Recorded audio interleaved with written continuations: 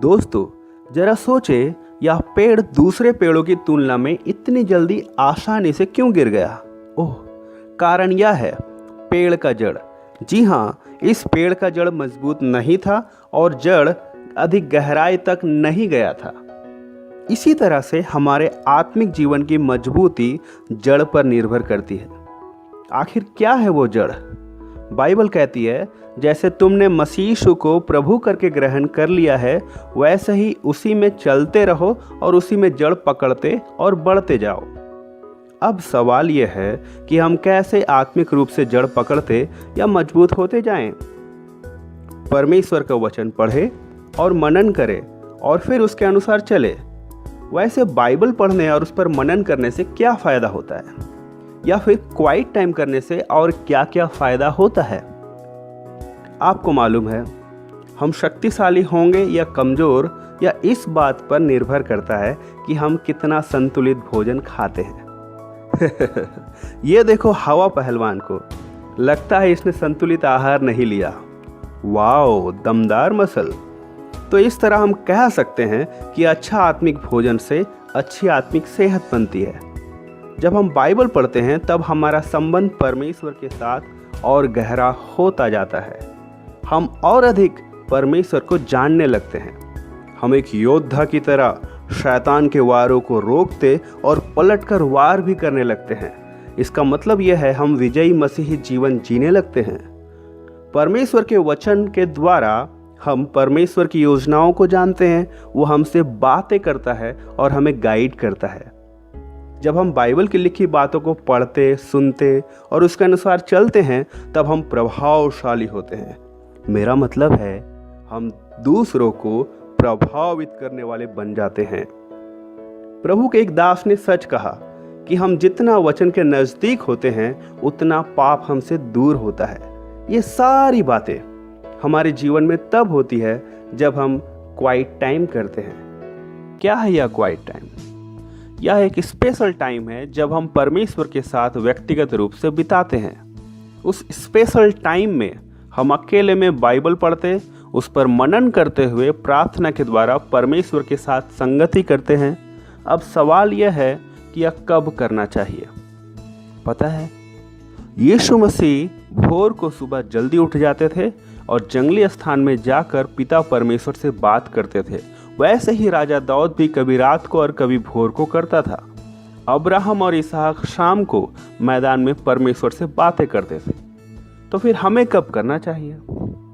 इसका मतलब यह है कि आपको जब भी अच्छा और एकांत अनुकूल समय मिले, तब आप क्वाइट टाइम कर सकते हो। वैसे बहुत सारे अनुभवी लोग सुझाव देते हैं कि सुबह आपका माइंड फ्रेश रहता है, इसलिए उस समय क्वाइट टाइम करना ज़्यादा अच्छा होता है। लेकिन फिर भी आप खुद अपनी मर्जी से अपना समय फिक्स करें। अब क्वाइट टाइम करने के लिए कम से कम 3 चीज़ें चाहिए। पहला, बाइबल जिसे आप पढ़कर समझ सके। दूसरा, समझे और सीखे गए बातों को लिखने के लिए कॉपी या नोटबुक। तीसरा, लिखने के लिए पेन। अब सवाल है कि क्वाइट टाइम करने की तैयारी कैसे करें? पहला, सबसे पहले फ्रेश हो जाए।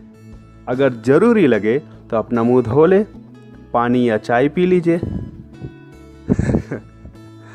नहीं तो क्या होगा पता है? आपको नींद आने लगेगी और फिर आप सो जाओगे। दूसरा, अब आप अपने मन को शांत करें, इधर उधर की बातें सोचना बंद करें।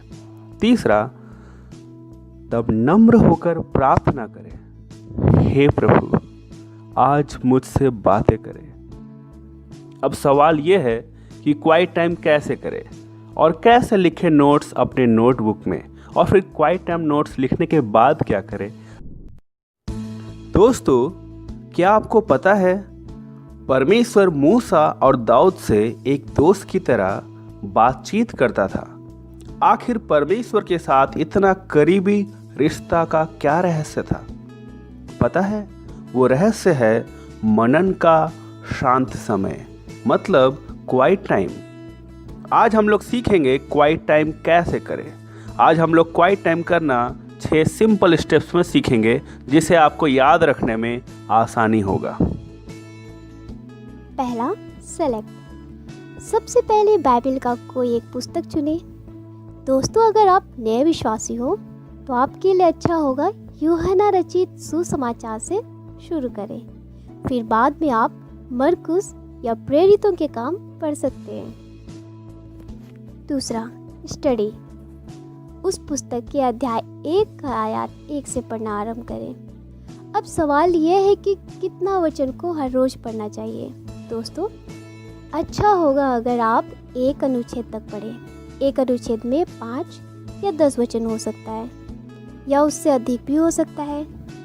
यहाँ पर ये बात याद रखें कि अगर वहाँ पर कोई घटना या कहानी हो तो अच्छा होगा आप उसको पूरा पढ़ें। ओह, ध्यान रहे हर रोज इतना ही पढ़ें कि पढ़कर आपको समझ में आ जाए। बहुत ज़्यादा और जल्दी से पढ़कर ख़त्म करने के लिए नहीं पढ़ें। आप उस भाग को कम से कम 2 बार धीरे धीरे पढ़ें। तीसरा, स्पॉट। दोस्तों, मैं आपको अपना बाइबल और डायरी दिखाकर समझाता हूँ। आप एस्पेक्ट मेथड के अनुसार अपने बाइबल में इस तरह से मार्क कर सकते हो। ध्यान से देखिए, जो शब्द या वाक्य परमेश्वर के बारे में बताता है उसे मैंने पेन से अंडरलाइन कर दिया और फिर उस शब्द के ऊपर ए लिख दिया। फिर जो पाप के बारे में बताता है उसे एस का निशान लगा दिया। इसी तरह से आप भी अपना बाइबल में पेन से कर सकते हो। चौथा, सीख। पढ़ने के बाद आप कुछ सवालों के जवाब को उसी अनुच्छेद में खोजें। क्या यह परमेश्वर के बारे में कोई नया विचार है? मतलब यह कि परमेश्वर का चरित्र और उसके गुणों के बारे में, जैसे प्रभु यीशु प्रेम करते हैं इत्यादि। क्या यहाँ कोई पाप के बारे में लिखा है जिसे मुझे अंगीकार करके छोड़ना है? उदाहरण के लिए, मैं प्रभु में बना हुआ नहीं हूँ। क्या यहाँ परमेश्वर मुझसे कोई प्रतिज्ञा कर रहा है जिसे मुझे दावा करना है? उदाहरण के लिए, यदि तुम मुझ में और मेरी बातें तुम में बनी रहे तो जो चाहो मांगो वह तुम्हारे लिए हो जाएगा। क्या यहाँ कोई उदाहरण है जिसका मुझे अनुसरण करना है? यह 2 तरह का होता है। पहला, गलत उदाहरण और सही उदाहरण। ध्यान रहे, केवल सही उदाहरण के अनुसार चलें। क्या यह परमेश्वर मुझे कुछ करने के लिए आज्ञा दे रहा है, जैसे तुम मुझ में बने रहो? क्या यहाँ मेरे सीखने के लिए कोई नया विचार या शिक्षा है? क्या यहाँ मेरे लिए परमेश्वर की कोई चेतावनी है, जैसे यदि डाली दाखलता में बनी ना रहे तो वह सूख जाता है? स्क्रिबल डाउन, फिर उसे अपनी कॉपी या नोटबुक में लिख ले। और हाँ, एक बात का ध्यान रखे कि कभी कभी ये ज़रूरी नहीं कि सारे सवालों के जवाब मिले, क्योंकि कभी केवल कुछ ही प्रश्नों के उत्तर आपको मिलेगा तो कभी सारे प्रश्नों के उत्तर मिल जाया करेंगे। ये देखो, मैंने इस तरह से अपना नोटबुक में लिखा है ASPECT। याद रहे, यह आपका अपना व्यक्तिगत नोट्स है, इसलिए उसमें मैं, मेरा, मुझे इस तरह के शब्दों को लिखे, क्योंकि आपको परमेश्वर ने व्यक्तिगत रूप से सिखाया। छठवां, अब लिखने के बाद क्या करें? स्पीक। आपने परमेश्वर के जिन चरित्र और गुणों के बारे में लिखा है, उन गुणों को ध्यान में रखकर उसकी महिमा करें। अगर आपको लगता है कि आपने कोई पाप किया है तो उसे परमेश्वर के सामने अंगीकार करें और माफ़ी मांगे। अगर कोई प्रतिज्ञा हो तो आप परमेश्वर से उस बातों को अपने जीवन में करने के लिए निवेदन और दावा करें। परमेश्वर से अन्य बातों के लिए भी प्रार्थना करें। अच्छा होगा अगर आप क्वाइट टाइम में सीखी गई बातों को अपने मेंटर या दोस्तों के साथ शेयर करें।